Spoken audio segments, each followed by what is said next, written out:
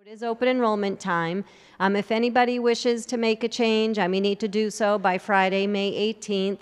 All the rates have gone out and, well, they're all posted on the intranet. So if you need to know what the rates are, you can go to the intranet. Also, the plan comparisons and information about all the plans are on the intranet as well. So I have a few people here to speak today, but first I'll introduce. So we have Heather Demers, who most of you know is our HR assistant. So if you have any questions about any forms you need to complete or what you need to do, Heather can help you. We have Debbie Clayton from Health Trust, who's going to talk about some of the changes in the plans and also talk about our wellness program as well. And we have Jack Herzog here from VALIC, who's going to talk about 457s and 403Bs. And I think that's it. So Friday, May 18th is the deadline, and flexible spending accounts. So the deadline for flexible spending accounts is also Friday, May 18th. If you do have a flexible spending account, that is something that you do need to re-enroll in every year. It doesn't just continue like your health and dental. So I guess I will turn it over to Jack. Thank you, Cindy. Thank you. My name is Jack Herzog. I work for a company called VALIC. And the school district has been good enough to try to provide help for all of the employees who face risks as they go through life. The risk that if they get disabled, how are they going to be protected? Where's their income going to come from? If they pass away too early, where's the family going to be protected? If you get sick, what's going to be there to help you with your insurance? Once you retire, you're going to have enough money to retire on. If you have an emergency, what have you got set aside for emergency funds? And these are risks that we all face. And through the school district, we have people that you can talk with to try to help you with this. Walter Jezik works for a company that handles 403Bs. He's been doing this for a lot of years. He does financial planning. I've worked with VALIC. We have 457s, and we've been doing that for a lot of years. We do financial planning, and there's a fellow named Jamie who handles the insurance, the disability insurance, life insurance. And they're all available to be contacted for individual meetings right here in Salem, right at the school district. So one of the things is that you have people to talk to. Talking about the 403 and the 457, what are they? They're supplemental retirement plans to supplement your New Hampshire retirement. They're there for an emergency. They're there to help you in retirement so that you don't run out of income, hopefully. One of the sad things is that sometimes people retire. They don't have enough money to be comfortable. Social Security in their retirement maybe isn't enough to cover their expenses. So one of the things that's talked about is to try to pay attention to what your current expenses are, to see what's fixed and what's variable on those expenses so that when you do retire, you've got an idea of how much income you're going to need. And one of the trends that has been going on in articles I've been reading the last few years is people retire and they spend more than they did when they were working, which is kind of unusual because their income is less, usually. But this is the time now they decide to take that trip, or they decide to buy that whatever, or get that vacation home. So one of the things is to try to keep an idea on what your expenses are and maybe keep them under what your income is rather than over. The 403 and the 457 and the 401k are government retirement plans. The 401k was set up for people that work for a private company like the Market Basket or CVS, whatever. The 403b was set up for people that work for public and private schools and colleges, nonprofits, churches, some hospitals. And the 457 is set up for people that work for governmental agencies that are not federal. If you work for a state, a county, a city, a public school, a town, public library, public water district, you have a 457. Now, the really unusual thing is people that work for a public school can have a 403 and a 457. Under recent legislation, they can max out the contributions they're allowed to put away into both plans, which is kind of a new trend the last few years. Now, if you're under age 50, you can take in tax defer, meaning you don't pay current taxes on whatever you contribute to a 403 or a 457. So you can tax defer up to $18,500 if you're under age 50. Once you hit age 50, you can do up to $24,500. The minimums are very small, so you can get started at whatever is comfortable for you. You can increase it, decrease it, stop it at any time. The companies are both strong companies that handle these accounts. And the investment options are a little bit different. The people you'll be talking to pretty much have the same focus to try to help you put money away for retirement. The good news is also, while you're employed, if you have an emergency, you can access these accounts usually. The 403B has what's called a hardship distribution situation. The 457, they call it an unforeseen emergency. You can also borrow out of the 457. You might say, why does the government have these plans? They're all the same in most respects in the amount you can put away. But the 457 was set up for governmental. In governmental agencies, a town, take the town of Salem, you have different degrees of when people can retire. So they did away with the 10% penalty that the other two plans have. The 457 has no government penalty for surrendering the account before 59 and a half. The other two do. And the way that really works is if you retire from where the plan is or leave an employer before 55, with a 401k or a 403b, you have to wait to be 59 and a half to avoid a government penalty of 10%. Once you're 55 and leave the employer, that's waived.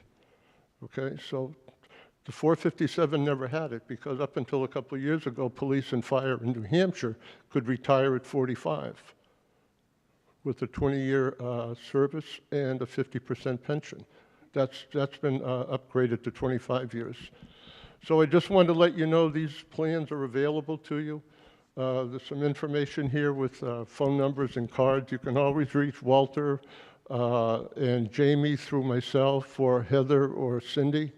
And thank you for being there. And please give a call anytime you have any questions or looking to plan for the future. We're here to help. So I'm Debbie Clayton. I'm your benefits coordinator from Health Trust, and I'm also going to be quite brief. I really just want to highlight some changes and enhancements to our programs. The first being for Slice of Life. Always remember that Slice of Life is going to run on a calendar year for you folks, even though, like Cindy mentioned, this is your open enrollment time for benefits and benefits changes that will take place on July 1st. So your benefit year is July through June, but your Slice of Life wellness program runs on a calendar year. So let me just highlight a few changes to that program. So for this year, the health assessment, where you go online and you complete a questionnaire, that will be eligible for a $25 incentive. And this is the first year that we're not making it a requirement for individuals to participate with the rest of the program. We're hoping that by removing, for some people, they saw that as a barrier. They didn't want to do it, so they weren't eligible for other components of the program. So we're hoping that by removing that, we'll get more participation in the rest of the program. But what you may not know is that currently, out of more than 300 Health Trust member groups, Salem School District has the highest participation in completing the health assessment. Your wellness initiatives are really paying off. In fact, I just delivered a check to Heather and Cindy for wellness programming because you've done so well. All right, the next component is the biometric health screening. We did actually host a regional biometric health screening right here at the high school, which was very, very successful. That remains at a $75 incentive. A new component of the biometric screening, so you could have had it done here at the high school. You could have had it done at one of our many regional biometric screenings, which in fact, that is where Ashley Brigham is today. She is your wellness advisor, and she's hosting a biometric screening at the town of Merrimack. So you can also go to your primary care provider. There's a form that you can download from our site, take right to your doctor. You're going to get all the right numbers, and they'll send it in for you, and then you'd get your $75 check. But new for this year, you can also, without an appointment, without any out-of-pocket costs for you, go to any convenient MD. You just identify yourself as a Health Trust enrollee, and they'll have a packet for you. They'll do your biometric screening there. You'll get your numbers. They'll send it in. You'll get your check in the mail. So that's also what we find is a good option for your spouses. Your spouses may not have the option to go to a biometric screening at a school or a town that's during the day, but Convenient MD is open 8 to 8. So keep that in mind if your spouse hasn't had theirs done yet. And again, tell all your colleagues. Next, health coaching. As long as you engage in a health coach on a regular basis, there are many goals that you can choose from. You don't necessarily have to achieve your goal. If you lose 2 pounds, you said you want to lose 10 pounds, that doesn't mean you're not eligible for the incentive. It just means you're engaged, you're participating with your coach, and you're eligible for up to $25 per quarter, up to $75 per the year, so 3 quarters on health coaching. Also this year, you get $100 towards the purchase of a fitness device or a smart scale. All of those devices would need to be purchased right through the portal, through the healthtrustnh.org website. You select On Life, buy a device, and they'll give you a $100 credit immediately. And then lastly, the personal wellness journey. This is another way to keep you engaged, going on the site. Instead of earning points like you have in years past, you're earning dollars this year. It's a lot more easier to understand. It's easy to know $1 is $1 as opposed to how many points equals $1. So you are tracking your dollars this year. And as long as you get between $40 and $75 per quarter, you'll receive an amount, a check in that particular amount at the end of the quarter. So if you get $35, unfortunately, you don't get anything. But if you get 55, you get 55. If you get 80, you still get 75, and those extras don't roll over. They will reset to 0 at the beginning of every quarter. But as long as you're tracking your healthy behavior, you're going on, you're completing the courses, doing challenges, talking to your coach, the points do add up quite quickly. Any slice of life questions? I also should have mentioned that I didn't pass anything out to you folks. I'm trying to waste less paper, so by all means, if you are interested in any of the information I have, it is all up here. One of our newest programs is Live Health Online. It is an app separate from the healthtrustnh.org website where you can, by using a camera-enabled device, actually have a face-to-face chat with a physician. It is for very minor things, pink eye, sinus infections, rashes, things of that nature, again, very minor. So you can actually download the app, and when you need to see a doctor, you get put in a virtual waiting room. It'll show you all the doctors that you have to choose from that are licensed in the state you happen to be in, because you can use this anywhere in the United States. It'll show you how many people are waiting to see that doctor. You pick a doctor, you converse. There's a lot of creative things that go on, flash a light down your throat, tug on your earlobes, let me look at your eye, let me look at that rash on your elbow. So there's a lot of creative things they do to diagnose for those minor things, and they have the ability to prescribe to the pharmacy that you choose. So a pharmacy that's closest to you. It eliminates the step of you having to call your doctor, wait for them to call you back, you go over your symptoms, then maybe they have to call you back again, see when they can fit you in, and it's at a very low cost. So for you, it's just your office visit copayment. There's also a component on here that we like to highlight, and that's for behavioral health visits. The sick visits, for those minor things, you can do that 24/7. Behavioral health visits, you have to actually call and schedule them through the app. It's not through, you go through the app, it's not telephone. But the nicest part about that, what we're finding is, because Health Trust works with New Hampshire public sector, we have teachers, we have police, we have firefighters, and you're all very recognizable in your communities. So if someone says, I need help, and I think it's kind of appropriate after the presentation that you just had, if someone says, I need help, I want to talk to someone, you might not want to go to your local behavioral health clinic and sit in the waiting room and see Johnny's parents, and they're saying, hey, that's Johnny's teacher. We're finding that people are using this because they can remain in the privacy of their own home and speak to a behavioral health professional by that camera-enabled device. So keep that in mind too. Smart Shopper. Anyone use Smart Shopper yet? It's been in place since 2015. This is a cost transparency tool where you can either go online or call for the listed procedures here, and it'll tell you where the most cost-effective facilities are for you to have these items done, and if you choose to go to that facility, will you qualify for a cash incentive? We have added several items, including a lot of X-ray type services, beginning on January 1st. Switching over to your employee benefit side, the medical, pharmacy, etc. Has anyone heard of Maintenance Choice? This is your newest option to get your 90-day supply of medications mailed to you, or to get your 90-day supply of medication. Sometimes old habits die hard and some words just roll after the next.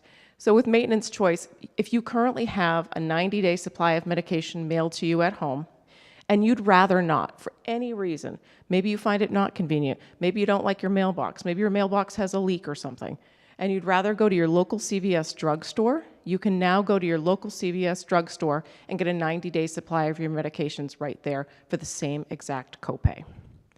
If you currently have a prescription that you're getting through the mail and you'd like to transfer it to your local CVS, you just need to either call or go online and ask them to do so.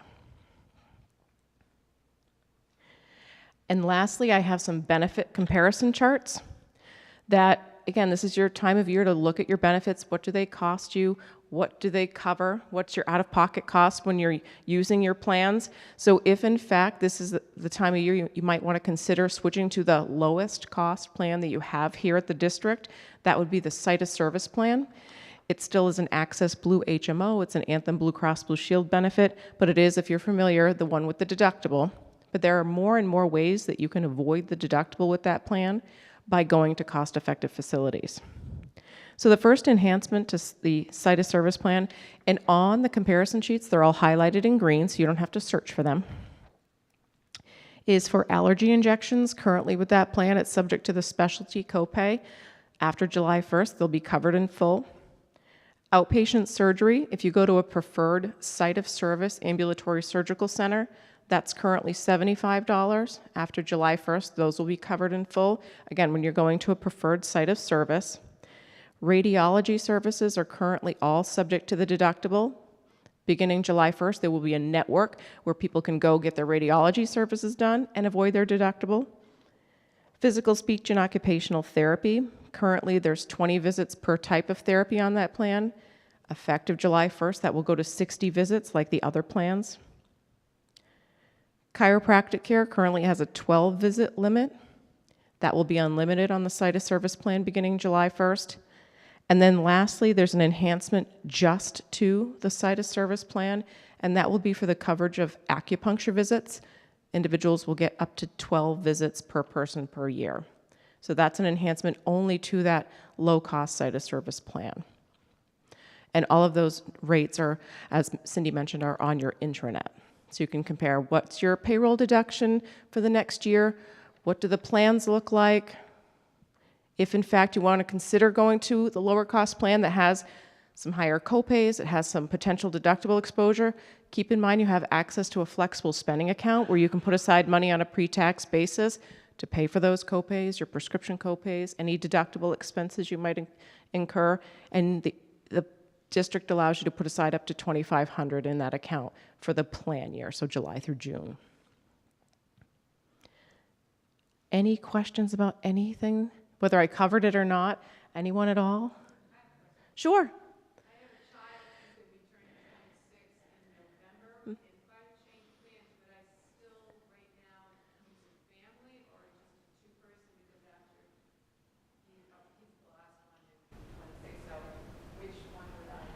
So your plan change at open enrollment will be effective July 1st, so you'll continue to be a family until that dependent turns 26, and that dependent will be removed the end of November. And then you will drop to a two-person beginning December 1st.